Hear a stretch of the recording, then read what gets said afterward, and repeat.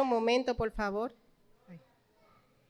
Es para mí un privilegio estar aquí en mi amada Iglesia del 9, que es mi casa. Nos sentimos muy contentos, la familia completa. Los niños, cuando le mencionamos que veníamos para acá, se pusieron, ya ustedes saben, a brincar. ¡Ay, vamos para el 9! Contentos, ellos están muy contentos de estar aquí. Esta es nuestra casa. Y también estamos más que contentos de este hermoso aniversario, ¿verdad? 30 años de nuestros pastores, nuestros amados pastores, que no, o sea, para mencionar todas las palabras de engrandecer el trabajo de ellos, todo lo que ellos hacen, que siempre lo hacen con amor, que nunca ponen un pero, que no tienen una hora, porque hay personas, miren, que apagan el celular o pueden desconectar el teléfono, ellos no, ellos están 24/7 y lo hacen con amor, siempre con esa entrega en la obra del Señor, siempre capacitando, creando líderes, y para nosotros es un privilegio salir de la mano de nuestros pastores, porque somos prácticamente discípulos de nuestros pastores, nuestro pastor Novoa y nuestra pastora Nuris. Es para mí un gozo inmenso. Mi pastora también, María Burgos, manda saludo a la iglesia, saludo afectuoso, la iglesia completa, y les manda decir que quieren estar pronto por aquí, que quieren visitarle. Entonces, se me ha dado un tema muy bonito, ¿verdad? Pero es un tema para conferencia, que habla sobre el ministerio, de cómo involucrar la familia en el ministerio. Entonces, antes de hablar en esa parte, como bien mencionaba nuestro pastor, cuando yo llegué aquí a la iglesia, yo tenía 13 años de edad, cuando me convertí a Cristo. O sea que ya ustedes saben, yo era adolescente, Esther era mi maestra, al igual que Damaris Pérez, ya ustedes se imaginan. Entonces, mientras fue avanzando el tiempo, cuando estaba en cuarto de bachillerato, que ahora se le dice sexto de secundaria, descubrí mi vocación. Y esa vocación fue la psicología, porque yo dije, ¿qué mejor manera de ayudar a las personas a través de la psicología? O sea, es una herramienta muy útil en un cristiano. Y desde ahí me preparé en el área de psicología hasta realizar una maestría, y actualmente hemos realizado algunos diplomados porque uno nunca termina de aprender. Es así. Entonces estamos trabajando también en una universidad, se llama UAPA, Universidad Abierta para Adultos, como maestra del área de psicología. Y hemos creado también lo que es el Instituto de Bienestar Psicológico ITSI. Es ya nuestra propia empresa que se va a dedicar a hacer cursos y diplomados, o sea que es un proyecto para Dios. Y lo que estamos haciendo es para la gloria del Señor, siempre enfocado en ayudar a esos niños, jóvenes y adolescentes. ¿Y por qué le hablo acerca de lo que es la carrera y todo eso, que nunca lo había hecho ni lo había mencionado? Es por lo siguiente, porque hoy en el tema que vamos a tratar en esta conferencia, que quiero que sea participativa, vamos a utilizar parte de esos conocimientos. Porque antes de entregarnos a lo que es la obra y entregar la familia al ministerio, primero tenemos que resolver algunas cositas. Y por eso le pusimos como título, Familia de origen y sus implicaciones. Familia de origen y sus implicaciones. Quiero que lo repitan. Exactamente. Y vamos a ver de qué trata todo esto. Y para eso tenemos 3 objetivos principales. El objetivo número 1 es indagar sobre nuestras antiguas generaciones, que lo voy a detallar, las antiguas generaciones. Número 2, conocer los patrones de repeticiones que me limitan o impiden mi crecimiento personal y espiritual. Hay patrones repetitivos que uno adopta y eso limita a uno. Y por último, reconocer que es necesario tomar una decisión personal y familiar que va a impactar nuestro ministerio. Y ahí entonces vamos a cerrar con esa parte de cómo yo voy a involucrar mi familia al ministerio. Gloria a Dios. Para eso vamos a tener nuestra base bíblica en el libro de Josué. Pueden buscar el libro de Josué, capítulo 24, versículos 14 y 15. Josué 24, versículos 14 y 15.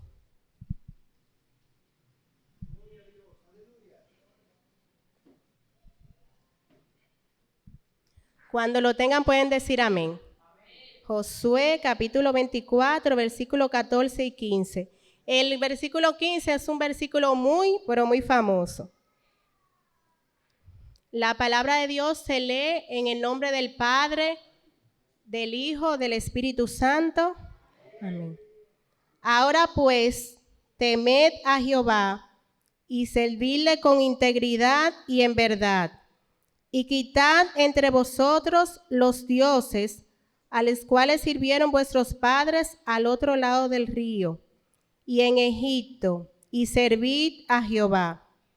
Y si mal os parece servir a Jehová, escogeos hoy a quien sirváis, si a los dioses a quienes sirvieron vuestros padres cuando estuvieron al otro lado del río, o a los dioses de los amorreos en cuya tierra habitáis.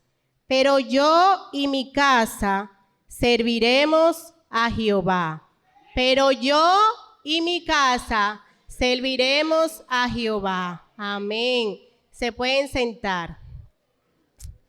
Vamos así a entrar a la parte que le había dicho del título, Familia de origen y sus implicaciones. ¿Qué conforma al ser humano? Nosotros como seres humanos, me gustaría así que estén atentos, que si pueden tomar nota más adelante también la tomen porque vamos a hablar de un tema muy importante. Sabemos que el ser humano está compuesto de lo que diríamos, o sea, de la personalidad. ¿Por qué yo soy así? ¿Por qué yo me comporto de tal manera? ¿A qué se debe? Todo lo que yo soy, todo lo que es Ana Agüero, ¿se debe a qué? A la familia donde yo me crié, la costumbre que me dio mi madre, el entorno que influenció y también la educación que yo recibí en el centro educativo. Lo que recibí también en la iglesia, todo eso va formando al ser humano y también lo que es una parte genética. Y aquí podemos decir, ¿verdad?, que el ser humano tiene lo que llamamos personalidad. Pero la personalidad tiene dos partes que muchas veces confundimos, que es el carácter y el temperamento. ¿Qué tiene la personalidad? Amén, carácter y temperamento. Entonces, el temperamento es el que se hereda. El temperamento o sea, una parte biológica, genética. Es cuando usted tiene un hijo y usted se da cuenta que actúa igualito al papá o igualito a usted. Como que hay cosas que usted dice, wow, pero esa niña o ese niño igualito o a mi papá o a mi abuelo, la misma conducta, wow. Entonces, estamos hablando aquí ¿de qué? Del temperamento, que nace con eso.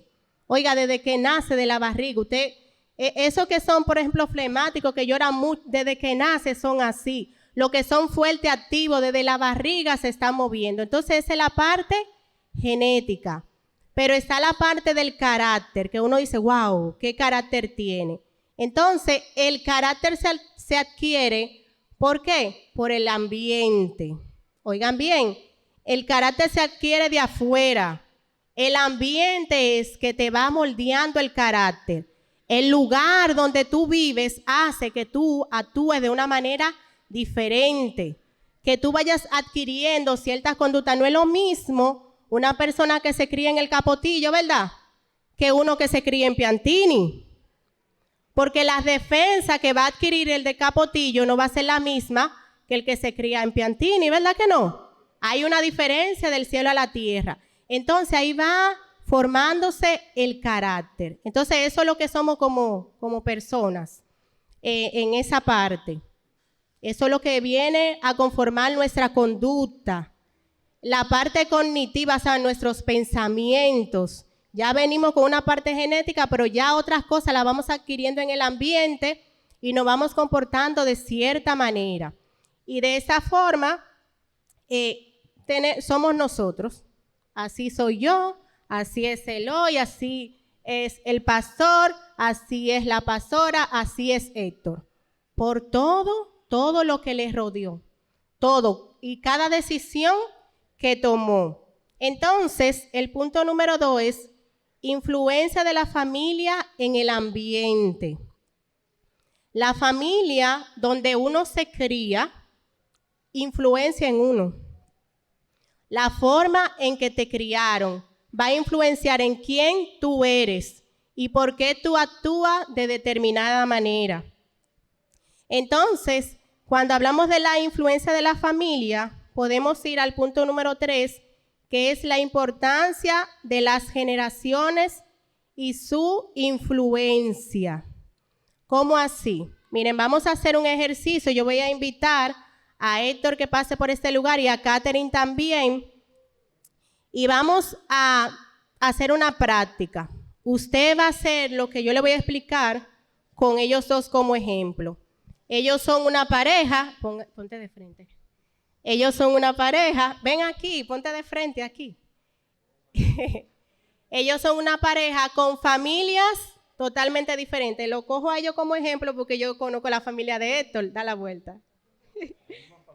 Exacto.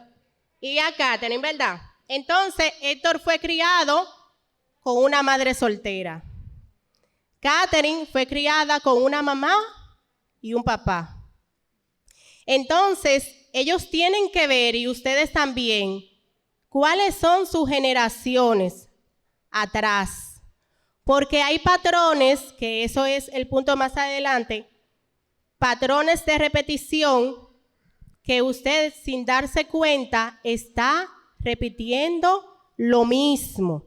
Entonces aquí en el ejemplo de Catherine tiene que hablar con Lucía y con Andrés, porque Lucía tuvo una crianza muy diferente a la de Andrés y Andrés también tuvo una crianza diferente. Cuando ella se siente a hablar con su madre, con Lucía, ella comienza a preguntar preguntas clave. Mami, cuéntame, ¿cómo fue tu crianza? ¿Tus padres se casaron o simplemente hubo una unión libre? No, por ejemplo, una unión libre, ella sabe cómo fue la situación. Entonces, ¿cuántos hijos tuvieron? ¿Se separaron? ¿No se separaron? ¿De qué, por ejemplo, si alguno falleció, de qué falleció?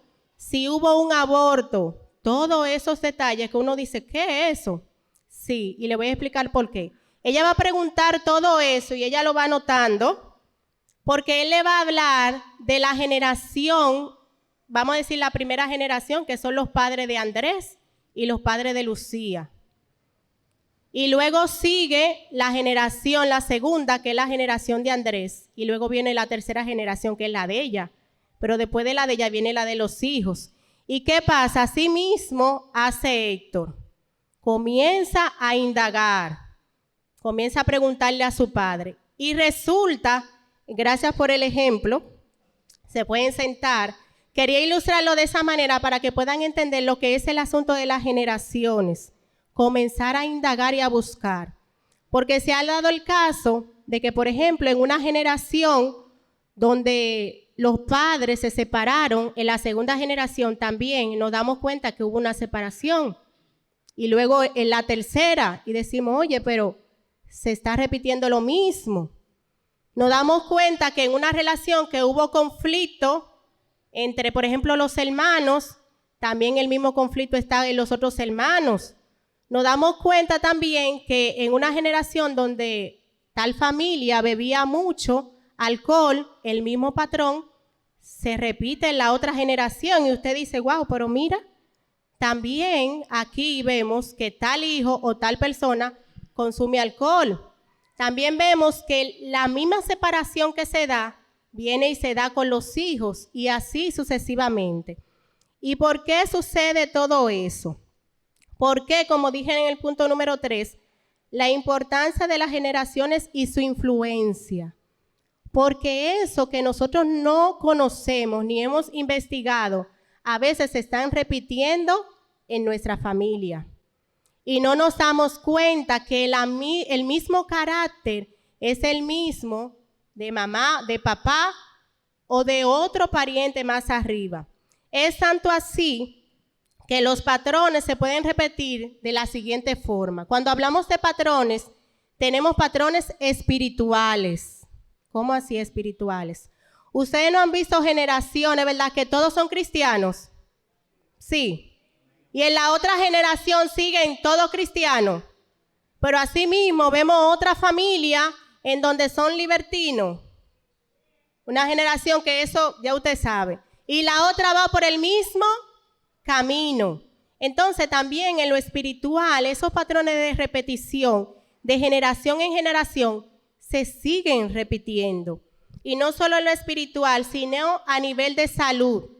Cuando usted va a un médico, siempre le hace algunas preguntas clave. Las preguntas son, ¿su papá es diabético o su mamá sufre de la presión del corazón? ¿Y por qué le pregunta eso? Porque eso se puede repetir en usted, ya sea por la genética o por la forma en que usted se alimente.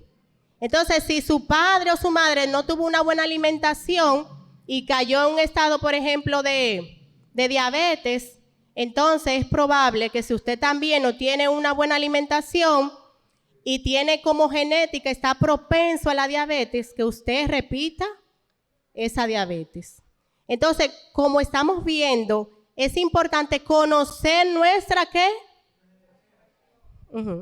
Nuestra genealogía.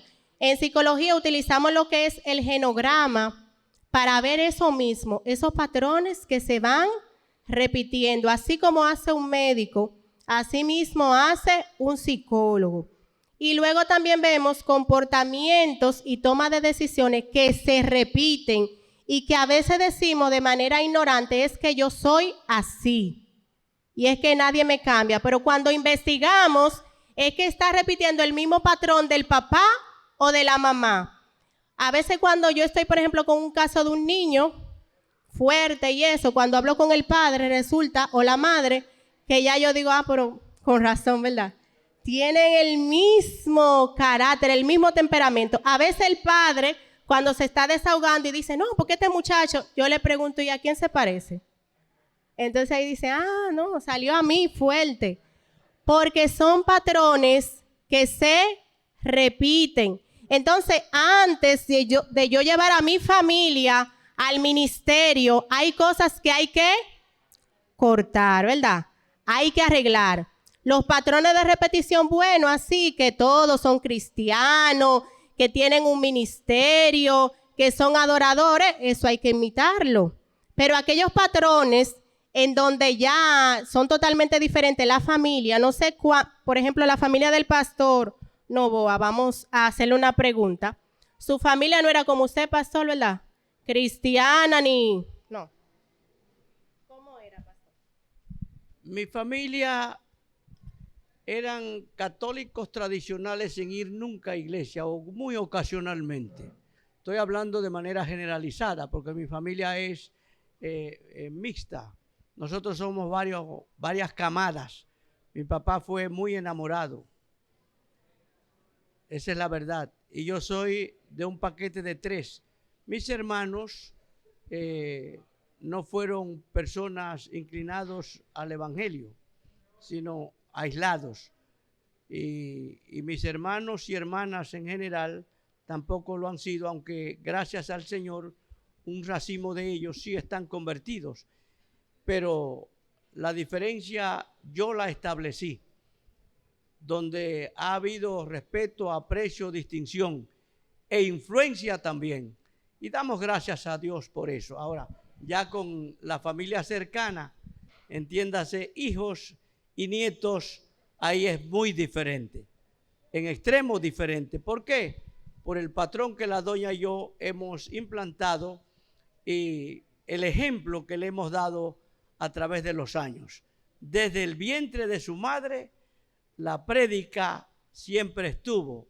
Ellos sintieron cuando yo subía a un púlpito, cuando bajaba de él, e inclusive en la gestación hasta dar a luz la doña, ese sentir a través de los himnos y de la palabra de Dios ha sido implantada. Ese, ¿cómo le llamamos? Ese altar familiar nunca faltó en casa.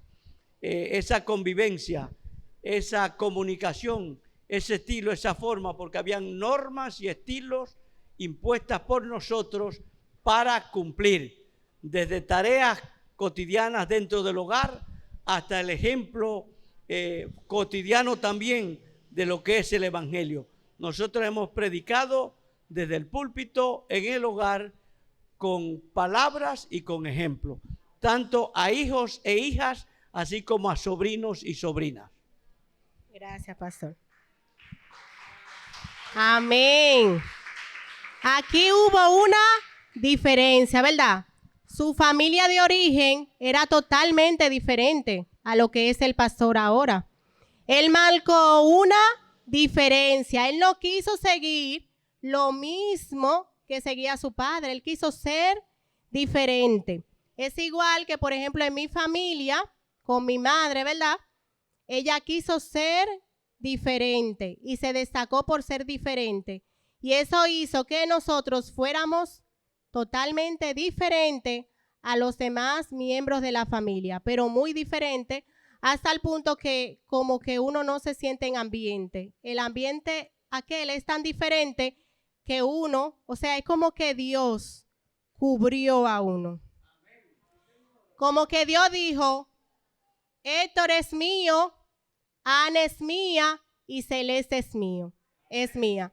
Y yo voy a marcar una diferencia. Entonces, hay situaciones en nuestra vida, en nuestras generaciones, que nosotros debemos de marcar la diferencia, tomar una decisión y examinar si estamos repitiendo patrones de otras generaciones que nos están influenciando y nos están haciendo daño y están maltratando nuestra familia. Tenemos un ejemplo de la Biblia que es el de Abraham e Isaac. Recuerdan que Abraham en un momento cuando andaba con su esposa, por temor a que le mataran porque ella era muy hermosa, él dijo algo, él dijo que ella era su hermana. Pues eso mismo hizo su hijo Isaac. En un momento también andaba con su esposa y porque ella era hermosa y tenía miedo de que a él le mataran, dijo que ella era su hermana. Increíble, ¿ven cómo se repite? Lo mismo se repitió de una generación a otra. Entonces, por eso debemos de identificar aquellos patrones familiares que limitan o impiden mi crecimiento personal o espiritual. Es momento que usted comience a investigar qué ha pasado en sus generaciones anteriores para ver, porque eso puede ser incluso el problema que está ocasionando dificultad en su familia. Y usted entonces ahí se va a dar cuenta de qué es lo que realmente está pasando y por qué usted actúa de determinada manera. ¿Cómo vamos a romper con estos patrones? Vamos a investigar. ¿Qué vamos a hacer? Investigar. ¿Y a quién le vamos a preguntar?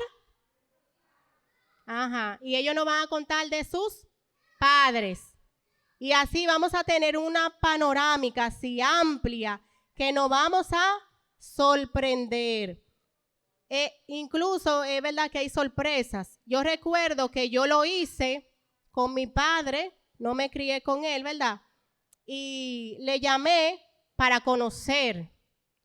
Y cuando comencé a hablar con él, resulta que cuando él comenzó a darme los datos de cómo era su familia y su mamá y su papá y el origen, dónde vivía y todo, pude descubrir que mi compañera psicóloga del liceo era familia mía.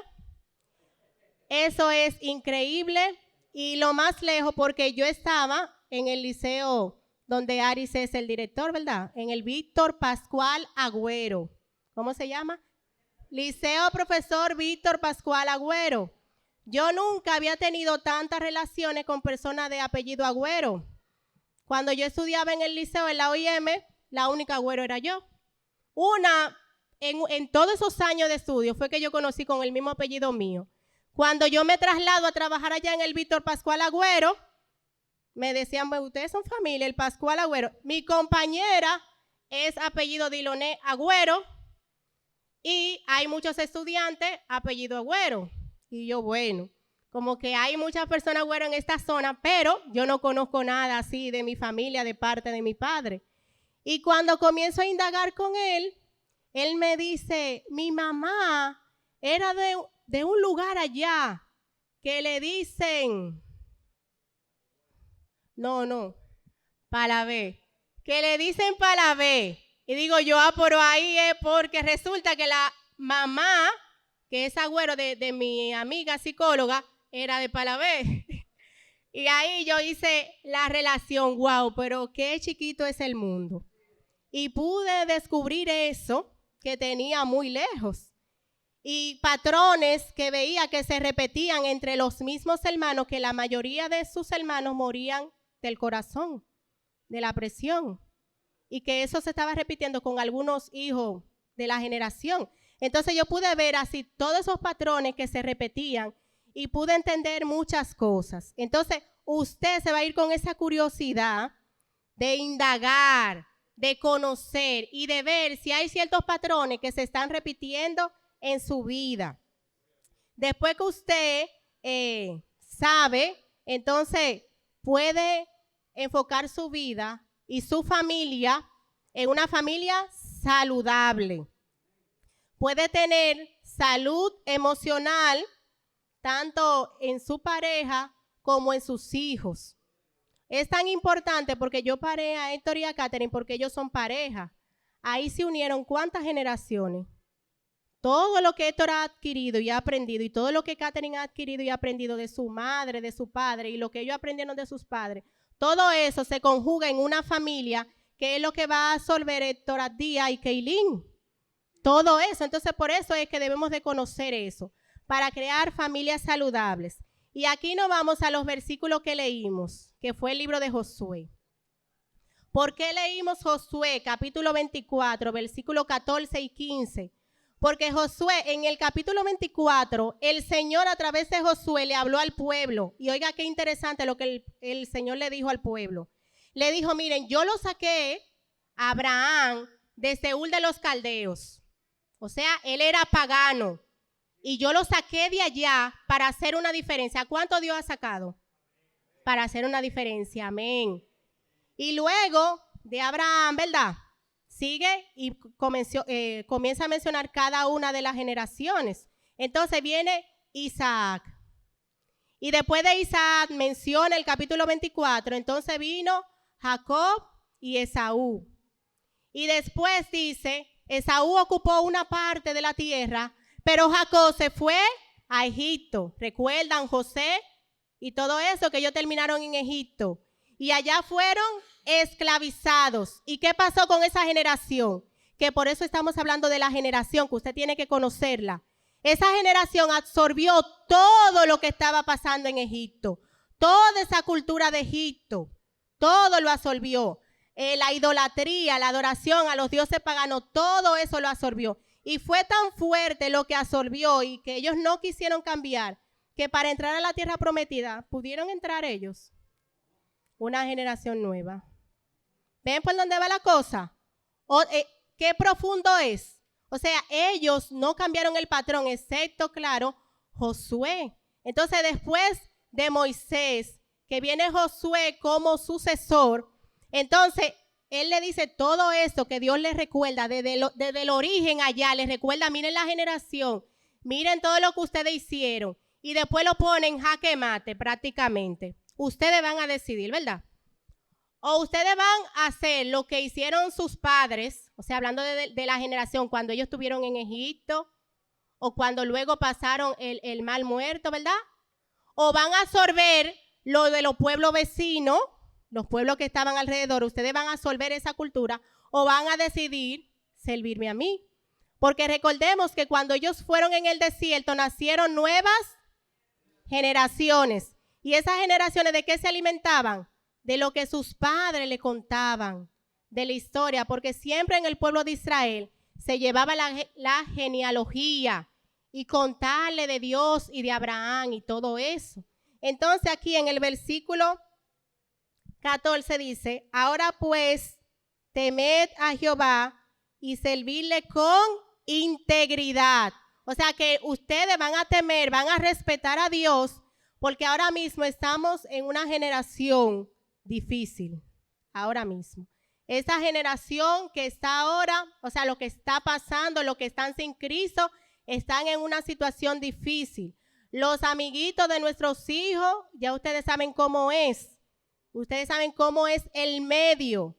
Cuando ellos van a la escuela, ustedes saben a lo que ellos se enfrentan. Cuando van a la universidad, a lo que se enfrentan. Cuando ven la televisión, ustedes saben a lo que ellos se enfrentan. Incluso cuando nosotros mismos vemos la televisión, estamos viendo a lo que nos enfrentamos. Y estamos viendo cómo todo el sistema se está adaptando de una manera que hay una agenda totalmente diabólica que quiere que vaciar lo bueno que el Señor ha puesto, que le estamos instruyendo a nuestro hijo, vaciar eso y poner lo malo. ¿A través de qué? De una película que está enseñando o una serie que está introduciendo de manera sutil algo totalmente prohibido por la Biblia.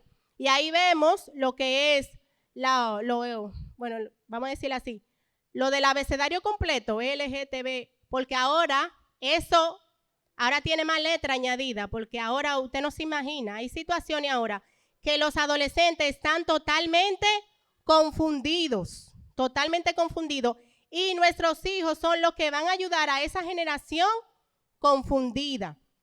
Por eso tenemos que vivir una vida como en integridad.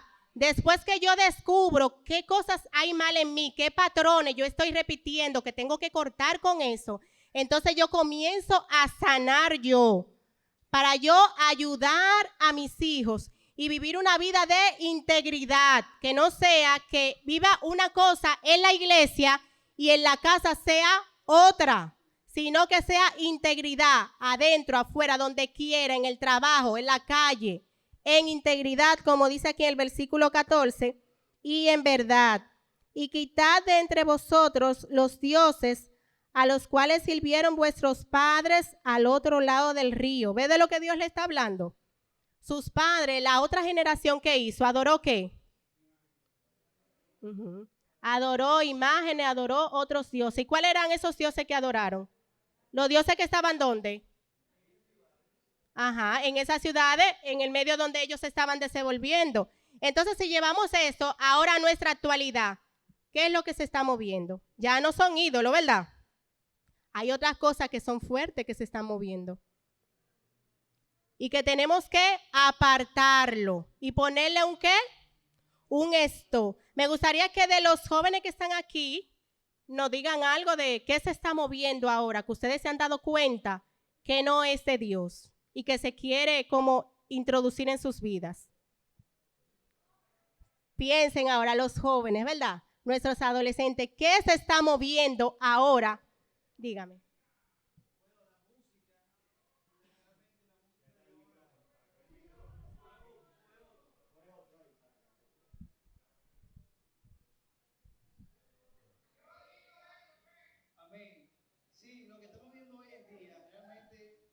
La música de antes era una música poética, aunque era inconversa, pero era una música que tenía letra.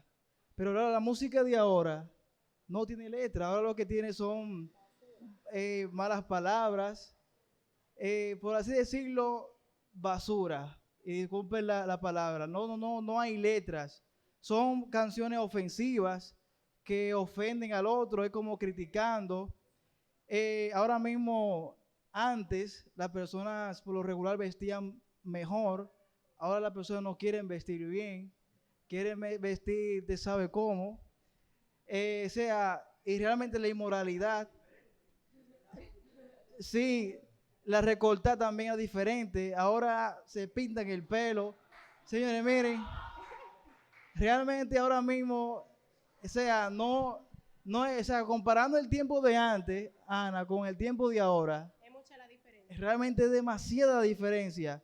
Y todo eso lo ha cambiado la televisión, los programas, que son realmente, están llenos de mucha inmoralidad, de sexualidad. Quieren meterle a los niños la sexualidad, la agenda, como bien mencionó. Son tantas cosas, mire, que realmente uno no quiere ver ni televisión ni tocar el celular porque de verdad, por donde sea, está el enemigo, hermano. Increíble. Le insertan la brujería en la serie de una manera, mire, ya ustedes saben, Patricia ya. Vamos a escuchar a Patricia. Ve aquí con el micrófono.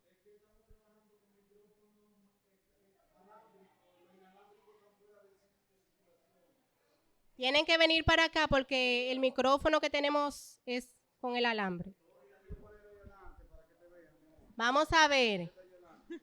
Patricia, adelante. Okay, algo que se está viendo muy a menudo es la insertación de los nuevos géneros, o sea, los 32 géneros, las personas que no se identifican con ningún género, que quieren agregarle a los pronombres personales el ellas, todes, porque ya no se identifican con todas o todos, sino ellas, todes y así. Esas son cosas que se quieren insertar en nuestra sociedad y que existen grupos que trabajan fuertemente en eso para que sea aprobado de forma legal y normal. Es todo, gracias. Muchas gracias, Patricia. Hemos escuchado de parte de nuestros jóvenes la situación que ellos viven como a diario, cada momento, cada segundo. Es tanto así que la iglesia de Cristo tiene que ahora mismo vivir más en santidad y en integridad, porque hay muchas cosas extrañas afuera que quieren incrustarse dentro de la iglesia. Muchas influencias dentro de las iglesias en donde te lo quieren vender como que eso es normal y que no pasa nada. Y que cuando tú te das cuenta, tú dices, no, pero que eso no puede ser normal. Es que eso no puede ser normal. No, porque mira, es que no puede ser normal. O sea, una vida, por ejemplo, de sensualidad al extremo dentro de la iglesia, ¿verdad? Ciertas conductas como muy sensuales, cierta vestimenta muy sensuales. ¿Estoy hablando de qué? De vestimenta sensuales, provocativas. No puede ser normal. No puede ser normal porque el hombre que está aquí es por lo que ve. Le llama la atención lo que está viendo. Y una mujer, por más espiritual que sea, si se para a ministrar muy sensual y muy provocativa, ¿dónde se va a ir la mirada? A la Biblia, a la palabra, va a decir, santo, gloria a Dios. No, él va a bajar la cabeza, puede ser que diga, ay Dios mío, gloria a Dios santo, y no es lleno del Espíritu Santo. Sí, exacto. Entonces, eso se está metiendo en las iglesias de una manera normal. Pero ¿es normal? No es normal, no es normal. No es normal que te miren con deseo y de otra manera que no sea con respeto. O que miren en ti integridad, ¿verdad? O que digan de ti, wow, tú eres una sierva de Dios. A que digan, wow, sierva, pero usted está, ¿verdad? No es normal, ¿verdad? No es totalmente diferente. Entonces, como dice el pastor, pero eso no solamente es con la mujer, también pasa con hombres, porque ustedes saben que ahora el cuerpo, la apariencia física, el cuerpo hay que cuidarlo, ¿verdad? Pero a veces se puede ir al extremo y vemos el jovencito dándole a los hierros en el gimnasio, que no es malo que vaya al gimnasio. Pero ya cuando eso en ti, cuando tú te vas a poner una ropa que tú te la tienes que poner, que se vea los brazos, los músculos y los cuadritos y toda la cosa y ajustadito y el pantalón ajustado, entonces, ¿es normal eso? ¿Es normal? Que la sierva cuando ve el varón bueno, turba. Miren, yo le voy a poner un ejemplo. Yo le voy a poner un ejemplo de un joven. En la escuela, nosotros en el liceo, cuando los jóvenes van entrando, uno ve el perfil, cómo van y le llama la atención. Y había uno precisamente que es hijo de pastores, que es cristiano el muchacho, pero llevaba unos pantalones tan pronunciados que se le marcaba. Y yo lo tuve que llamar, ven acá, mi niño, dime, ¿y esos pantalones? ¿Por qué que tú andas marcando todo, mostrando? Y él nada más como que le dio vergüenza y bajó la cabeza. ¿Cuándo tú te lo vas a cambiar esos pantalones? ¿Por qué? Porque a veces el adolescente, el joven, se deja llevar ¿de qué? Del sistema, de la moda. Y eso no es normal. Eso no es normal. Eso no es bueno ni es saludable dentro de la iglesia. Y debemos ¿de qué? De revisarnos como el Señor hizo con el pueblo de Israel en el versículo 14. Y luego le dijo en el versículo 15, si mal os parece servir a Jehová, o sea, si ustedes entienden que es malo servir a Dios, escogeos hoy a quién sirváis. Si a los dioses a quienes sirvieron vuestros padres, y ahora nosotros hacemos la pregunta, si ustedes creen que es malo servir a Dios así como lo hacemos en la iglesia, entonces vamos a escoger a quién vamos a servir, ¿verdad? Si a Dios, como debemos de hacerlo, como nos manda la Biblia en integridad, o vamos a seguir el sistema del mundo. Y sigue diciendo el versículo 15, cuando estuvieron al otro lado del río, a los dioses de los amorreos, en cuya tierra habitáis, porque es una influencia, ¿verdad? Donde ellos estaban, pero yo y mi casa a Jehová. Entonces, ¿es una decisión de quién? Mía. Yo. Primero yo, ¿verdad? Si todavía soy joven, no tengo hijos, no estoy casado, pero yo.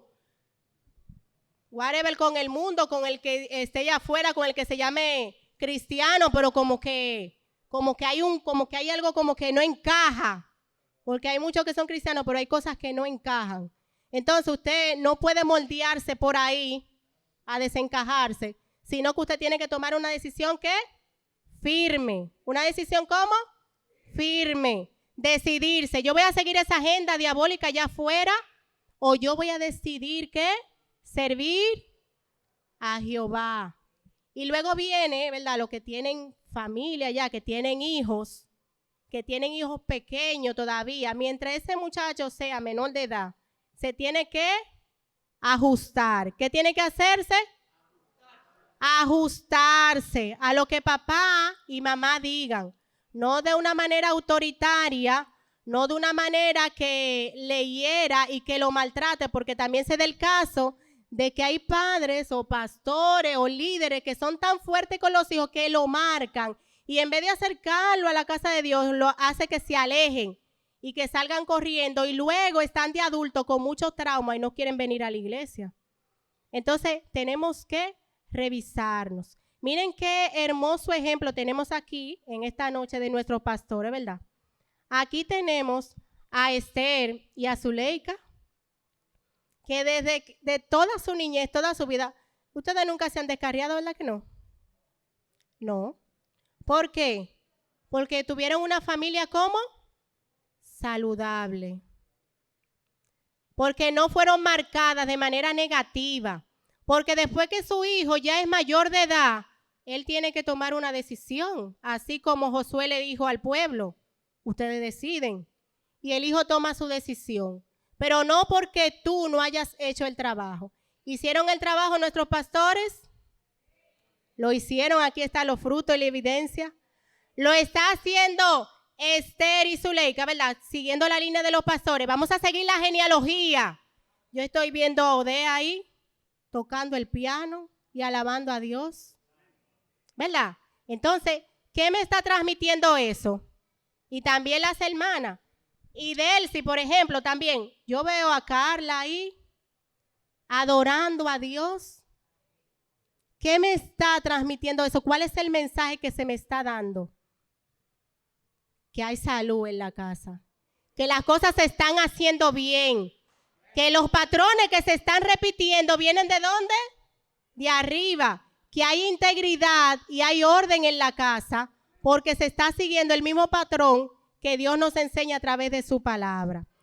Si las cosas están marchando totalmente mal, entonces vamos a revisarnos y a tomar una decisión salomónica, ¿verdad? ¿Y cuál es la mejor decisión? Lo mejor que puede hacer un ser humano es aceptar a Cristo como su Salvador. Lo mejor que yo hice desde que cumplí los 13 años, ¿verdad? Que yo decidí aceptar al Señor. Eso fue lo más hermoso que yo hice. Y no viví una vida porque yo era una adolescente tranquila y eso nunca tuve. Pero fue lo más hermoso. ¿Saben por qué? Porque Dios me guardó. ¿Y cuántos aquí de los que están aquí Dios le ha guardado? Amén. Y este mensaje va para nuestros niños, para nuestros adolescentes. No se dejen desviar por lo que le presente el mundo allá afuera. Que nada de eso aprovecha. Al final lo que trae es amargura y aflicción de espíritu. Y después para volver de nuevo y restablecer nuestra vida, se hace difícil. ¿Se hace cómo? Difícil, duro. Y ahí sí es verdad que hay que llorar lágrimas de sangre. Pregúnteselo a David, ¿verdad? Que después que pecó, se le hizo difícil volver a tener esa paz y esa tranquilidad que tuvo antes de pecar. Entonces, el que esté firme, mire que no caiga. Y ese ministerio que Dios le puso, ya sea evangelista, pastor, maestro, ese ministerio, ¿verdad? Usted quiere impulsar a su familia para que ese ministerio eche hacia adelante. Vamos a cortar esos patrones repetitivos que nos hacen daño y vamos a andar en integridad para que nuestros hijos sigan el mismo lineamiento y una vida en integridad. Que Dios le bendiga y hasta aquí el mensaje.